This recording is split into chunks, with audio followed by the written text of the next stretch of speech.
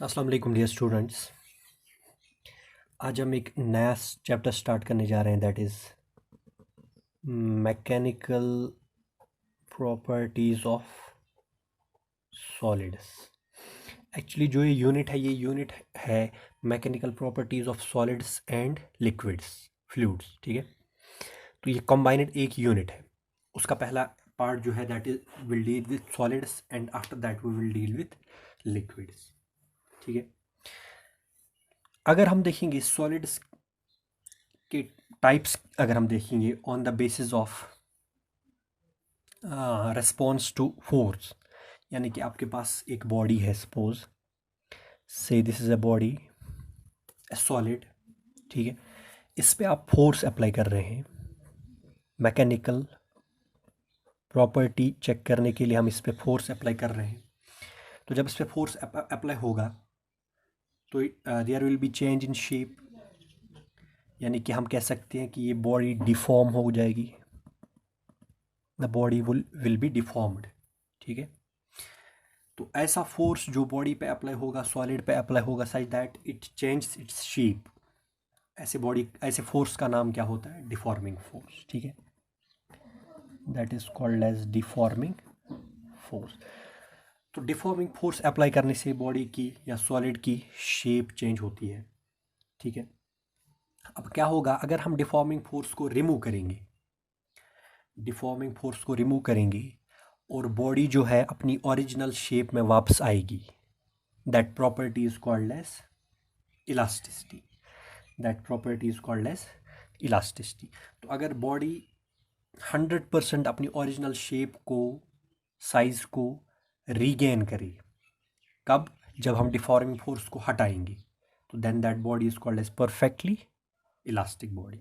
ठीक है, और जो फोर्स इसको वापस लाएगा अपनी ओरिजिनल शेप में, कॉन्फ़िगरेशन में, साइज में, that force is called as restoring force. Restoring force. ठीक है, और जो बॉडीज परफेक्टली इलास्टिक होंगे उनको कहेंगे परफेक्टली इलास्टिक बॉडीज। ठीक है, अब सपोज अगर डिफॉर्मिंग फोर्स अप्लाई हो गया, डिफॉर्मिंग फोर्स अप्लाई हो गया तो बॉडी की शेप चेंज होगी, और हमने डिफॉर्मिंग फोर्स हटाया लेकिन बॉडी ने अपनी शेप कंप्लीटली रिगेन नहीं की, then that body will be called as plastic body. Property will be called as plasticity. ठीक है, पहली वाली प्रॉपर्टी का नाम क्या होगा? इलास्टिसिटी। ठीक है, तो अब अगर परफेक्टली रिगेन नहीं होगी shape, then it will be called as perfectly elastic, sorry plastic body. तो ना तो एक्चुअल यूनिवर्स में जो हमारे पास जितने भी सॉलिड्स हैं, जितनी भी बॉडीज़ हैं, ना तो वो परफेक्टली इलास्टिक हो सकती है, ना परफेक्टली प्लास्टिक हो सकती है, यानी कि आइडियल केस एग्जिस्ट नहीं हो सकता है। लेकिन एग्जाम्पल के तौर पर हम ले सकते हैं कि जो हमारे पास फॉर एग्जाम्पल जो फॉस्फर ब्रॉन्ज मटेरियल है, फॉस्फर ब्रॉन्ज ये एलॉय है डिफरेंट मेटल्स की, जिसमें कॉपर आता है, टिन आता है। ठीक है, तो ये एलॉय है उनकी, तो it is considered to be nearly perfectly elastic body. या हमारे पास क्वार्ट्ज है, क्वार्ट्ज एक मटेरियल है, इनको हम ले सकते हैं एज, ये फॉस्फर ब्रॉन्ज एक ही है, तो इनको हम ले सकते हैं एज इलास्टिक बॉडीज। और जो बॉडी ओरिजिनल शेप रिगेन नहीं कर पाएगी, ओरिजिनल साइज रिगेन नहीं कर पाएगी, that will be called as plastic body. अब परफेक्टली प्लास्टिक तो नहीं हो सकता, लेकिन नियरली परफेक्टली प्लास्टिक के लिए हमारे पास एग्जांपल है, जैसे पैराफिन वैक्स की बात करेंगे, या क्ले की एक कॉमन एग्जांपल है clay. These can be taken as nearly perfectly plastic bodies. ठीक है, तो on the basis of this mechanical property solids can be divided into solid bodies can be divided into two types, that is plastic bodies and elastic bodies.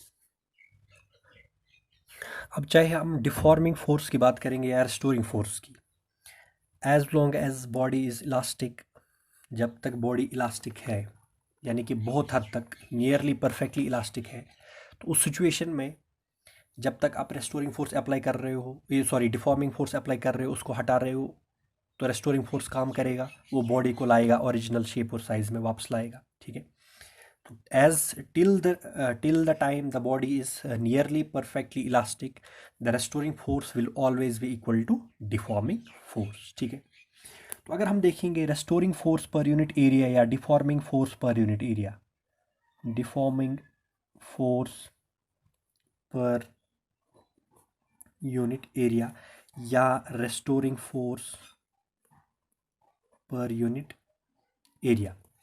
तो restoring force per unit area or deforming force per unit area of a body, it is called as stress. It is called as stress. And you should know that force per unit area is also called as pressure.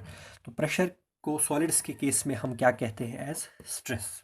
Deforming force applied on a body per unit area या restoring force developed in a body per unit area, it is called as stress. तो इसका unit क्या होगा?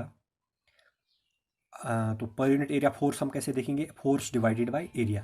देखिए deforming force जो है जो जिस सरफेस पे वो अप्लाई हो रहा है उसके एरिया से डिवाइड किया, या रेस्टोरिंग फोर्स है जिस सरफेस पे वो अप्लाई हो रहा है उसके एरिया से डिवाइड किया।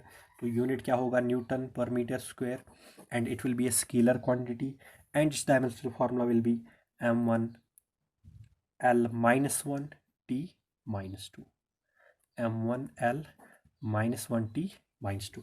This is the formula for deforming stress. ठीक है, अब इसके बहुत सारे टाइप्स हैं, उनको हम देखेंगे। जैसे पहला टाइप है हमारे पास नॉर्मल स्ट्रेस। स्ट्रेस का पहला टाइप है नॉर्मल स्ट्रेस। नॉर्मल स्ट्रेस क्या होता है?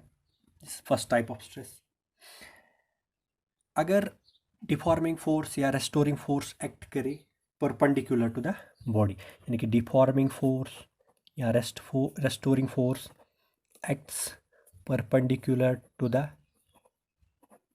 सरफेस, किसी बॉडी के सरफेस पे परपेंडिकुलर एक्ट करे, 90 डिग्री एंगल बनाए प्लेन ऑफ द सरफेस के साथ, उस सिचुएशन में जो स्ट्रेस होगा that is known as normal stress. That is known as normal stress. और फिर नॉर्मल स्ट्रेस के भी आगे दो टाइप्स हैं। ठीक है, one is called as tensile stress and one is called as compression stress. ये दोनों नॉर्मल है, these will act perpendicular to the surface। ठीक है, अगर इंक्रीज हो जाएगी, अगर लेंथ इंक्रीज हो जाएगी, यानी कि आपने नॉर्मल स्ट्रेस अप्लाई किया, आपने डिफॉर्मिंग फोर्स अप्लाई किया जो कि परपेंडिकुलर है to the surface such that it causes increase in length, then the stress is called as tensile stress. यानी कि बॉडी की लेंथ इंक्रीज हो रही है। जैसे फॉर एग्जांपल मैं एक एग्जांपल लूँगा, आपके पास एक वायर है, सिलेंड्रिकल वायर है आपके पास। ठीक है,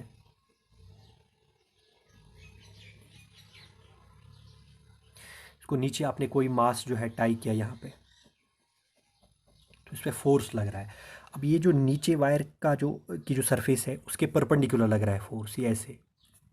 ठीक है, तो इट इज़ एंड जैसे ये फोर्स इसको नीचे खींचेगा तो लेंथ वायर की बढ़ जाएगी। That means this stress on the wire is called as tensile stress if it causes. तो if normal length causes increase in length, if normal stress causes increase in length, it is called as tensile stress.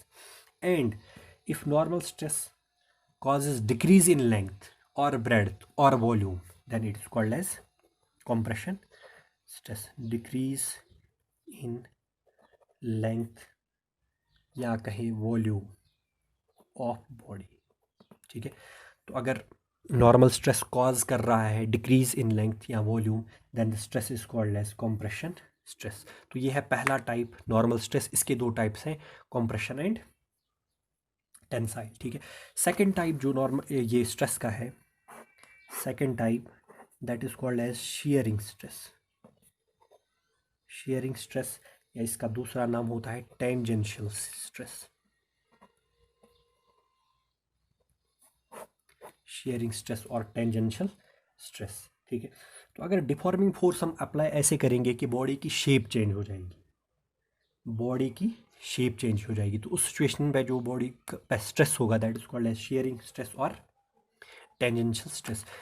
तो it causes या when deforming force acts tangentially on the surface of body, ठीक है, and causes change in its shape, ठीक है। तो उस situation पे जो स्ट्रेस डेवलप होगा या स्ट्रेस जो बॉडी पे अप्लाई होगा that will be sharing stress. इसकी एग्जांपल क्या रहेगी, जैसे आपके पास एक, मान लीजिए एक बॉक्स है, सपोज के पास एक बॉक्स है और ये नीचे से फिक्स है, ठीक है, ये नीचे से मूव नहीं कर सकता है। आप यहाँ से अप्लाई कर रहा है, ये जो टॉप सरफेस है इस पर आप अप्लाई कर रहा है फोर्स, यहाँ से ऐसे ऐसे फोर्स अप्लाई किया, ठीक है। तो it acts tangent to the surface. तो क्या होगा, इस सरफेस का, इस बॉडी का ये वाला एज आगे जाएगा, ये वाला आगे जाएगा, तो ये बॉडी ऐसे जाएगी, आगे जाएगी, ठीक है। तो इसकी शेप चेंज हो गई because of tangential deforming force, ठीक है। तो इस सिचुएशन में जो स्ट्रेस होगा, जो force per unit area body पे होगा, that will be called as shearing stress. तो shearing stress causes change in shape, normal stress causes change in size, ठीक है। if there is increased length, then normal stress is called as tensile stress. if there is decrease in length, decrease in volume, the normal stress is called as compression stress. Thank you.